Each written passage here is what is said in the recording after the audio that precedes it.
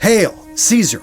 Those who are about to die salute you." Those words, spoken to Emperor Claudius in 52 AD, are oftentimes attributed to all gladiators. However, what's often not talked about is how Claudius responded. Aut non, or in English, or not. Now, what happened next was a bit of chaos. We were having a ship battle in the Colosseum, and a lot of these prisoners of war, a lot of these slaves, they thought the emperor had just actually forgiven them and had called it all off, and they didn't want to fight. Now, according to reports, initially Claudius thought about killing them all, but then he realized, hey, we've got to show this thing has to go on. He jumped out of his seat, which actually made a lot of people laugh, and he went down and he negotiated with the guys. He basically said, come on, put on a good show and I will allow some of you guys to be spared. And apparently that's what happened. Tacitus describes it as, although both sides were composed of criminals, nevertheless they fought with truly heroic courage, and after a great many had fallen, they were spared complete annihilation. Gents, let that sink in for a second.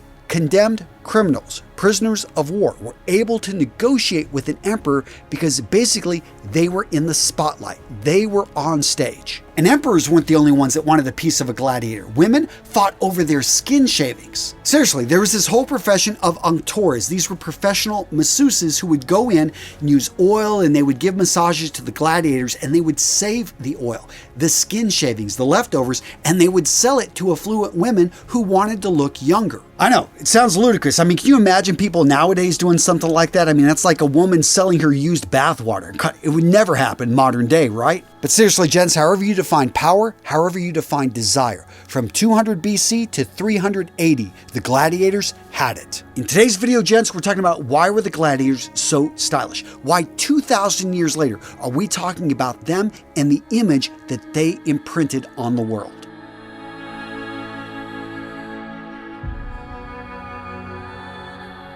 So before we get into the image and the different styles of gladiators, let's first talk about the history. Where did this all come from?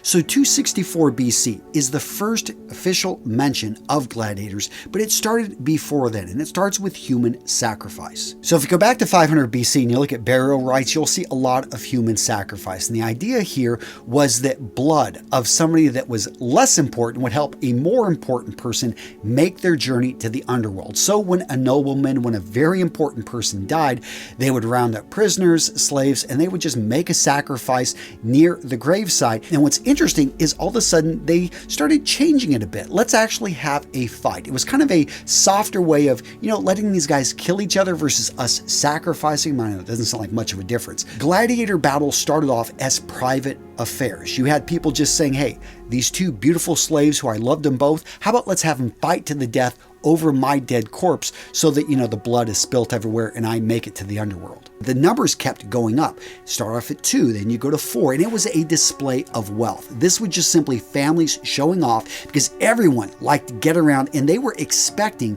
these fights, these gladiator battles to happen. It became a tradition. Politicians took note here. All of a sudden, people that wanted to get their name out, they wanted to have influence. They wanted to be able to get a few thousand people together because that's usually, in general, what they would draw. You get to state your case of why you should be elected, and then you let these guys attack each other and kill each other. Now, an important date to remember is 42 BC, and this is basically when gladiators went pro. They went from being private to public. I mean, seriously, when the emperors got a hold of this stuff, it went on steroids. All of a sudden, Augustus, he figured out, hey, this stuff really works. My popularity is now second to none. He established his power base, and all of a sudden, he's having I think a dozen shows. 10,000 people died in these dozen shows. He had 26 shows with animals, and almost 4,000 animals were killed. Now, to give you an idea of the time frame, we're talking 100 BC, 50 BC, 73 BC is when Spartacus started leading the revolution that went on for 10 years, basically him and Crixus, and there were a number of other slaves that they freed, but these guys were going around and they started the first gladiator slave revolution. There were multiple ones, but this one was probably one of the most serious, and it really had an effect on how gladiators were treated after that. They were actually given a little bit more leash, but they were never afforded their weapons unless they were in the arena. Now, Tiberius, I believe, he didn't really like them, but you look at the other ones. I think it was Caligula, Claudius, Nero. I mean, these guys absolutely loved, and they would actually participate. I don't think it would be fair at all. I think they were probably jumping in there in the games, and yeah, these guys were afraid to touch the emperor. These guys used it to their advantage. They understood what the gladiator games were. It was a great way to get the people to love you because you gave them what they wanted, entertainment, and they also figured out, let's start giving them a little bit of free bread as well. So now getting into the specifics. Why were the gladiators so stylish? The first reason, in my opinion, is that they actually had set uniforms. Even today, if I were to show you this picture right here, you recognize this guy, right? You recognize this particular type of gladiator style. Now this style right here is a Retiarius, and it's one of the 4 main gladiator types. I know there are others, and I will talk briefly about them. If you were to go to any performance, any show, if you were in Vesuvius, if you were over in Rome, most likely you would actually see someone of this style, and you would notice that there are a lot of things similar about the guys that they choose for this particular look. Now, the first thing you probably notice about the Retiarius is that he doesn't wear a helmet. In fact, he's a strikingly handsome guy. Are all Retiariuses this handsome? Well, the answer is if you go to Vesuvius, if you were in Rome, you would probably see a strikingly handsome Retiarius every time. What's up with this? Well, these guys were actually selected for their good looks. And besides their good looks, you'll notice the Retiariuses had a pretty similar body profile. Taller, thinner guys that were quick on their feet. Now, the weapons, very recognizable. First up, you've got the fisherman's net. That net, it's actually got weights on the end of it. It can be used as a whip, but its primary use is to entangle your opponent. The Retiarius also used a trident, which was useful for keeping the enemy at a distance and striking the enemy from afar. They also had a dagger, and this was usually used only when they were, instructed to finish off the enemy they had defeated. They would slit the throat. Another distinctive piece of the Retiarius was the Gladiatos, and this was a shield basically on the shoulder. It was a metal plate that he would use as a small shield. Now, the rest of the arm wasn't always fully protected except with cloth or wraps and bandages. You would also, which actually did a decent job of stopping slashes and even some stabs. Later on, you would see variations in which they would have a metal plate on there as well, but they wanted freedom of movement. Again, this was a guy that wanted to be able to move and be able to outmaneuver his opponent. Now, what about shoes? Well, you notice the Retiarius doesn't wear any. In fact, gladiators in general did not wear shoes. Now, shin guards. He had a type of fabric protection. He didn't want to have a whole lot of weight. There were other styles I will talk about that they had a lot more protection on the shins.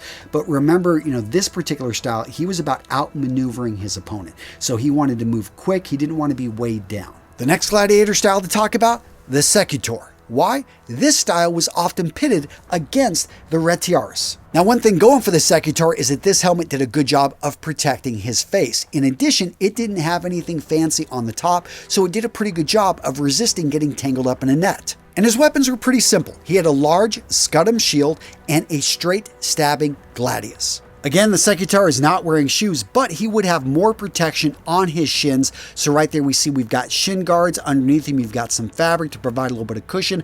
But the whole tactic here is that he's going to go after you. He's going to have a very strong front. You can try to maneuver around him, but good luck because he's going to be stabbing with that sword. Now, with a very similar look, we've got one of the more famous styles that you may have heard of, and that's the Murmillo. Now, perhaps the most recognizable aspect of the Murmillo is his helmet. And these guys were named after a type of fish. That's why you'll often see fish on the helmets, but these helmets are going to be large. They are going to be engraved, and they are going to have additional, feathers. They're going to have plumes. These things were big. Now, at first glance, it may seem like he has the same weapons as the Secutor, but his were actually military size. So his shield was an imperial shield. It was larger, and his sword was a bit longer and thicker. If you were a Murmillo, you were a heavier guy. You were a bigger guy. Upper body, you had to be large. You're carrying around this very heavy shield, this sword, and you need to be able to have the stamina to be able to hold all of that up, in addition to a helmet that probably weighed like 15 to 20 pounds. And FYI, because of the shield, shin protection could be a little bit less on this particular type of fighter, and of course, he didn't wear shoes. And of course, let's not forget about the Thracian, actually pretty easy to identify because of the curved Sika sword in addition to the smaller shield. So the Thracian is going to have a bit more mobility, but he's not going to have as much protection.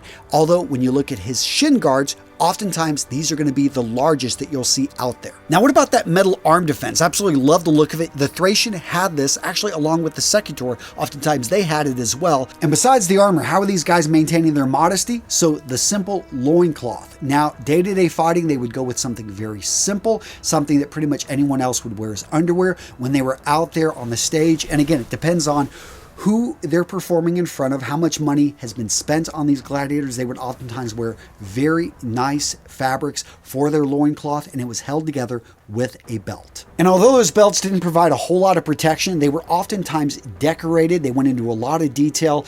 They would have, different maybe tassels on them. They would have, engravings in them. So they would, spend a lot of detail. And it makes a lot of sense. You're not wearing much. You might as well, make it look good. But the reason these styles mattered is they were set uniforms. You could show up and maybe it's your second match. Maybe it's your fifth. You're in a new city, but you could identify a particular style that you just really like.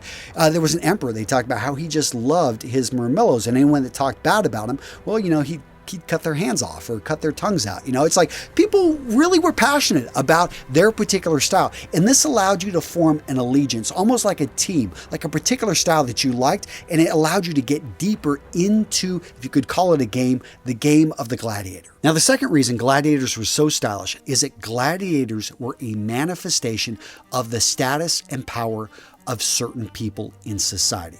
So if you understand, okay, so there was the gladiator. He was looked over and trained by the doctore, and above him there was the lanista, and then who was above that? Well, it was investors. They were noblemen. These were people who were vying for power, and they realized that the gladiators out there on the stage were a representation of them. So if you had means, or if you wanted to look like you had means, if you wanted to send a message, then you would dress and you would set your gladiators up so that, there are stories of gladiators actually having, decked out in silver, decked out in gold. They didn't fight in that. They would actually have like kind of a pre-game warm-up. This was a show of power, that you were the best at this and that people should follow you. Now, if you're new to my channel, you may assume when I say style, I'm talking about clothing. That's not the case. I'm talking about everything. And this takes us to the third reason why the gladiators were looked up to, despite them being the lowliest of the low, despite it being an insult to call somebody a gladiator. But the moment they were out there in the arena and they were performing, they were living the virtues of what is perceived to be a good Roman, all of a sudden they transcended and they were able to show that, hey, this is an example of how our army has, captured the known world, how we want our young men and women to live up to. So those core values: fortitudo, that's strength and courage; disciplina, discipline and training; patientia, stamina; constantia, tenacity; contemptus mortis, fearlessness in the face of death. Even the desire for fame, amor gloriae, was something that the Romans thought, hey, this is a great thing, and we love seeing these men in the arena living these ideals. But seriously, think about the confidence of a guy that has been out in the arena a dozen times, has faced death.